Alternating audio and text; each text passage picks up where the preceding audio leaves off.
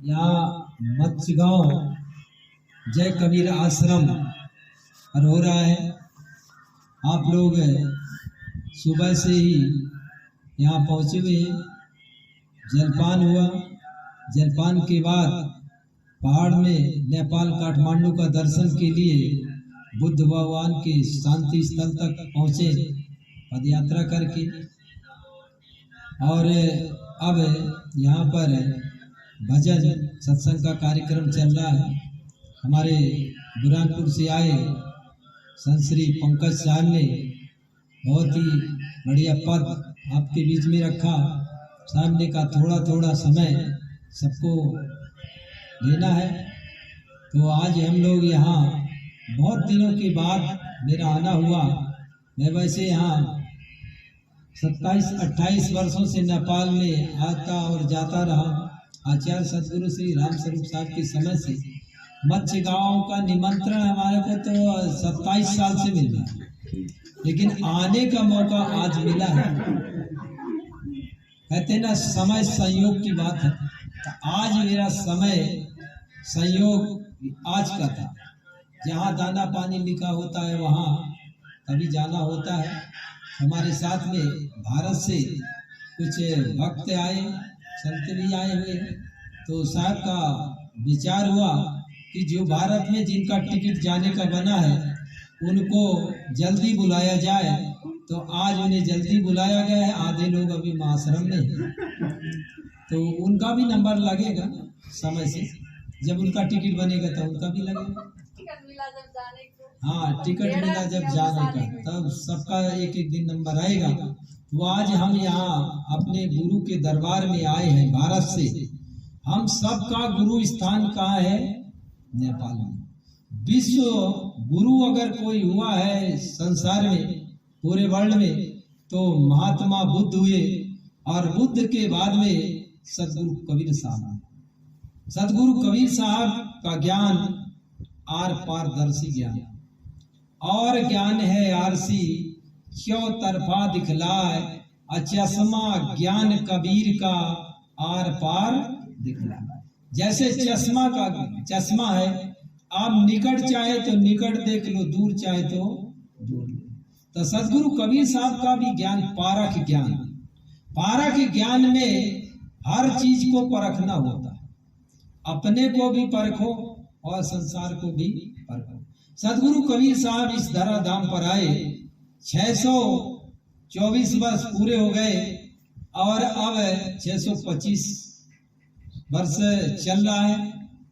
साहब इस धरा धाम में अपने को भी देखा और संसार को भी देखा, बड़े करीबी से देखा, नजदीकी से देखा। हम और आप यहाँ रहते हैं, अपने आप को परख नहीं पाते। सदगुरु की पहली दृष्टि थी, पूरे संसार को उन्होंने देखा कि संसार में कैसा कैसा क्या क्या चलता है। तो उन्होंने सबको देखा, एक को नहीं सबको देखा। कबीर साहब ने कहा हम तो सबकी कही। कबीर साहब ने सबकी बात कही, लेकिन अपनी बात जो कही कबीर साहब ने वो बहुत अनूठी है। तो कबीर साहब कहते हैं हमने जो देखा उस समय में जैसा देखा वैसा कह दिया। कबीर साहब कोई शास्त्र की बात हो या किसी के पीछे चले हो ऐसा नहीं। कबीर साहब ने अपना रास्ता, कबीर पंथ का स्वयं कबीर साहब ने दिया नाम। कबीर साहब के नाम से कबीर पंथ चला। तो पारक सिद्धांत सदगुरु कबीर साहब से चला। और पारक सिद्धांत आज यहाँ काठमांडू में जो पहुंचा है, तो ये काठमांडू में पहले कोई पारखी नहीं थे। सदगुरु कबीर साहब के अनुयायी एक कहते हैं नेपाल में बहुत पहले अनुराग साहब आए। अनुराग साहब के बाद यहाँ पहला अगर कोई है तो माता घट में श्री शांति साहब। शांति साहब ने ये विश्व शांति का रास्ता निकाला।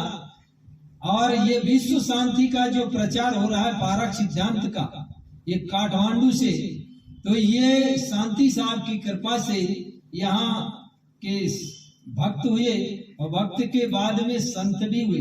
यहाँ राजा भी उनसे प्रभावित हुए संतों से, और प्रजा भी प्रभावित संतों से।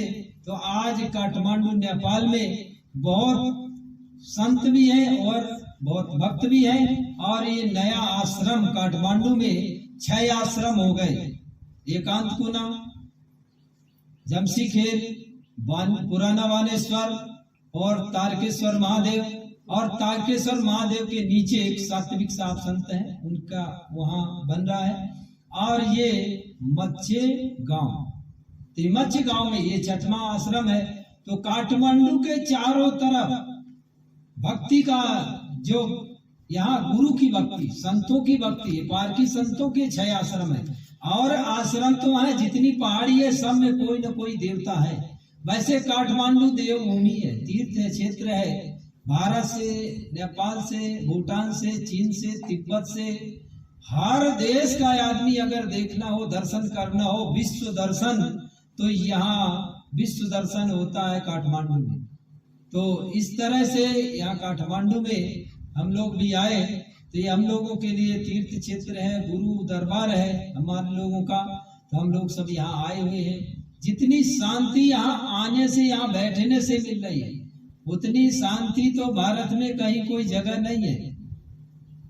भारत में अभी गर्मी का मौसम है और नेपाल में सर्दी का मौसम है।